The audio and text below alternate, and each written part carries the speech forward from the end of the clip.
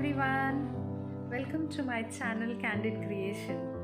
मैं डॉक्टर पंकजा आज बात करने जा रही हूँ एक ऐसे टॉपिक पे जो शायद सभी वुमेन को पसंद आ जाए। मेरा टॉपिक है स्त्री और उसकी आत्मनिर्भरता। आमतौर पे देखा जाता है कि आत्मनिर्भर बनना ये बहुत मुश्किल है, लेकिन इतना भी नहीं। चलो देखते हैं हमारी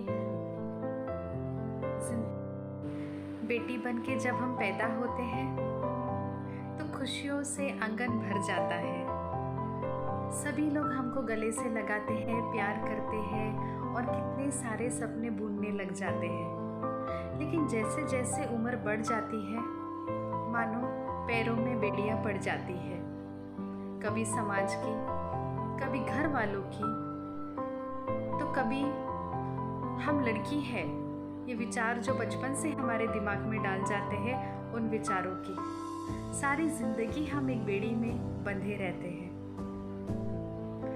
एक वक्त आता है जब लड़की बड़ी हो जाती है और सब घर के लोग एक ही सपना देखते हैं कि चलो अब इसकी शादी कर दिया जाए, और सोचते हैं कि वैसे भी लड़की तो पराया ही धन है, ये घर तो उसका कभी है ही नहीं, उसे जाना है अपने घर। ना घर मतलब उसके पति का घर, जहाँ उसको शादी करने के बाद जाना होता है। अब देखो, जहाँ पैदा हुए, जहाँ सारा बचपन बीत गया, जिस घर आंगन में हम छोटे से बड़े हो गए, जिस घर ने हमको परवरिश दी, जो मायका हमारा था, वो घर तो कभी हमारा था ही नहीं, क्योंकि हर वक्त सब यही सोचते थे कि कब हम लड़की अपने घर चले जाए।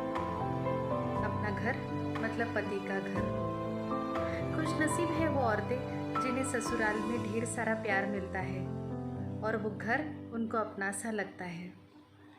ढेर सारी मोहब्बत, ढेर सारा अपनापन और उसके अस्तित्व को भी स्वीकारा जाता है।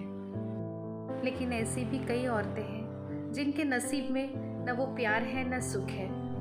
ससुराल जाने के बाद एक पल में उसकी जिंदगी बदल जाती है, अपना घर छूट जाता है और एक ऐसे घर में आके बस जाती है जिसको उसे अपना कहना पड़ता है। लेकिन कई बार ऐसा होता है कि वहाँ उसे वो अपनापन नहीं मिलता है। उस बेबसी की हालत में जब कहीं अगर उसका पति या उसके घर वाले ज़रा भी उसके दिल को ठेस पहुँचाते हैं कि ये तेरा घर नहीं है, तो यहाँ तो ब्याह के आई है, ये मेरा घर है, तो इस वक्त जरा सोचिए उस औरत के दिल पे क्या बीतता होगा।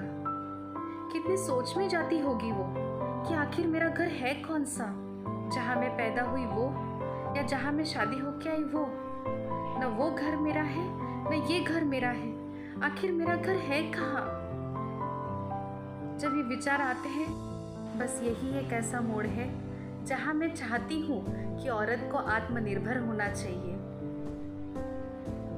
उसे किसी के भीख पे नहीं जीना है, उसका अस्तित्व उसको जगाते रखना है, उसको आत्मसम्मान से जीना है और ऐसा आदर करना है। तो हर स्त्री को आत्मनिर्भर होना बेहद ज़रूरी है। जब वो शिक्षा लेते रहती है तो उसने हमेशा यही सोचना है कि अगर मेरी शादी हो जाए या लाइफ में कोई भी उतार चढ़ाव आ जाए तो मैं किसी पे बोझ ना बनूं, मैं बेघर ना हो जाऊं, मैं अपनी ज़िंदगी अपने तरीके से जी सकती हूँ। मैं एक स्त्री हूँ, इसीलिए मैं कभी बेघर ना हो जाऊं। बेघर रहने की अवस्था बहुत ही घिनौनी है। न वो घर मेरा न ये घर मेरा। अब ऐसे वक्त औरत करे क्या? यस, तभी वक्त है कि जब हमको एहसास होता है कि आत्मनिर्भर होना कितना ज़रूरी है। इसीलिए ए बहना, तू अपने आप को कमज़ोर मत समझ, अपनी अंदर की शक्ति को जगाए रख। कोई तुझ पे वार करे तो तू ढाल बन जा, कोई तुझे बेघर कर दे तो इतना ज़रूर कर कि जीने के लिए तुझे किसी के सामने हाथ ना फैलाने पड़े। तू अपनी शक्ति को जगा।